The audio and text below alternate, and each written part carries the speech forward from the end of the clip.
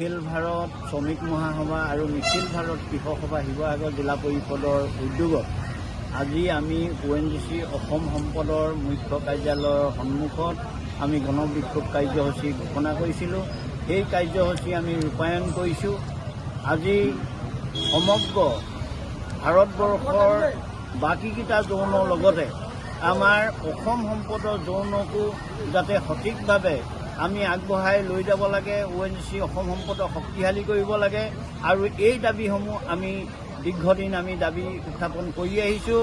কিন্তু ONGC কৰ্তৃপক্ষই অসম সম্পদক শক্তিশালী কৰাৰ ক্ষেত্ৰত নতুন প্ৰযুক্তি যি উন্নত প্ৰযুক্তিৰ তেখেতলোকে কথা কৈছে, কিন্তু আজিলৈকে ইয়াত উন্নত প্ৰযুক্তিৰ কোনো ব্যৱস্থা কৰা নাই। ইয়াৰ খনন উৎপাদন দিনে দিনে হ্ৰাস পাইছে আৰু তাৰ লগতে ইয়াৰ কৰ্মচাৰী 11,500ৰ পৰা এতিয়া 2,000ৰ অলপ বেছিলৈ আহিছে।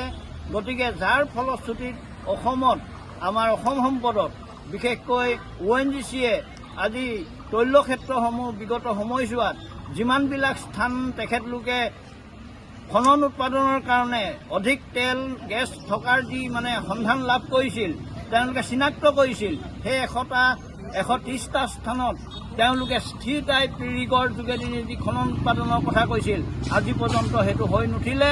আৰু তাৰ লগে লগে তেওঁলোকে ONGCক নিঃশেষ কৰাৰ কাৰণে, ইয়াৰ পৰা বিভাগসমূহ স্থানান্তৰ কৰাৰ কাৰণে, ইয়াৰ পৰা বিভাগসমূহক হস্তান্তৰ কৰাৰ কাৰণে আৰু ইয়াৰ যি অসম বিৰোধী যি ষড়যন্ত্ৰ, ONGCক ধ্বংস কৰাৰ যি ষড়যন্ত্ৰ, তাৰ বিৰুদ্ধে আজি এই আমাৰ সংগ্ৰাম চলিছে। এই গণবিক্ষোভ কাৰ্যসূচী ৰূপায়ণ কৰাৰ জৰিয়তে অনাগত সময়ছোৱাত আমাৰ এই ধাৰাবাহিক আমি আন্দোলন ঘোষণা কৰিছোঁ।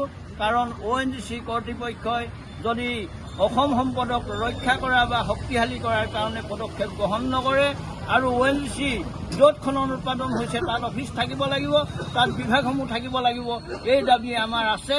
আৰু অনাগত সময়ছোৱাত আমি সমগ্ৰ জনগণক আমি সংগঠিত কৰি প্ৰবল আমি প্ৰত্যাহ্বান আমি জনাবলৈ সাজু হৈছোঁ।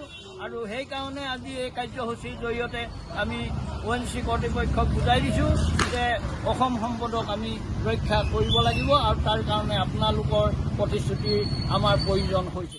চৰকাৰে বহু ৰাজনীতি লাভ কৰিবলৈ সক্ষম হৈছিল, কিন্তু আমাৰ এই অসম সম্পদত ONGC খনন উৎপাদনত অধিক লাভান্বিত হ'ব, ONGCৰ অসম সম্পদ শক্তিশালী হ'ব।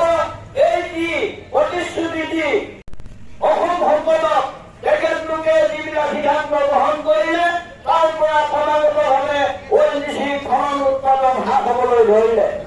বিগত সময়ছোৱাত আপোনালোকে যদি চাই 1964 চনৰ পৰা ONGC প্ৰথম খনন উৎপাদন আৰম্ভৰ পৰা বৰ্তমানলৈকে ধন্যবাদ।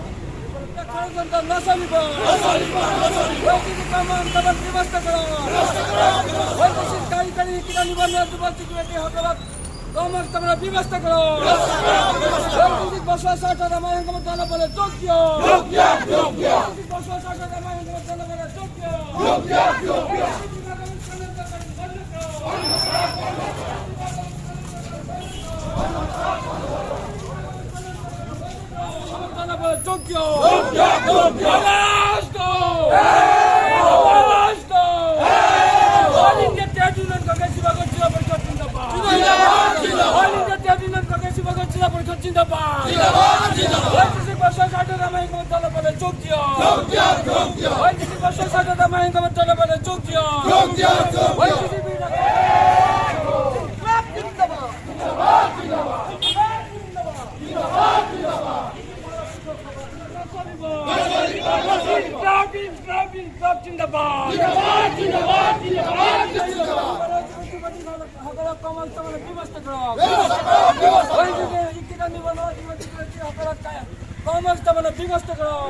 নিখিল ভাৰত কৃষক শিৱসাগৰ জিলা পৰিষদ জিন্দাবাদ,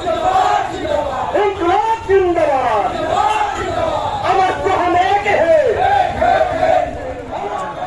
ONGC রক্ষা করো, ONGC সম্প্রসারণ বন্ধ করো, ONGC সম্প্রসারণ বন্ধ করো। AITUC জিন্দাবাদ, নিখিল ভারত কৃষক জিন্দাবাদ। তাৎপৰ্য মন্ত্ৰালয়লৈ আমি প্ৰেৰণ কৰিম আৰু ONGC আমাৰ অধ্যক্ষ পৰিচালক সঞ্চালকলৈ আমি প্ৰেৰণ কৰিম আৰু তাৰ লগে লগে আমাৰ যোৰহাট সমষ্টিৰ লোকসভা সাংসদ তলকো আমি স্মাৰকপত্ৰ প্ৰেৰণ কৰিম। স্থানতে আমি গণঅৱস্থান সংগঠিত কৰিছিলো।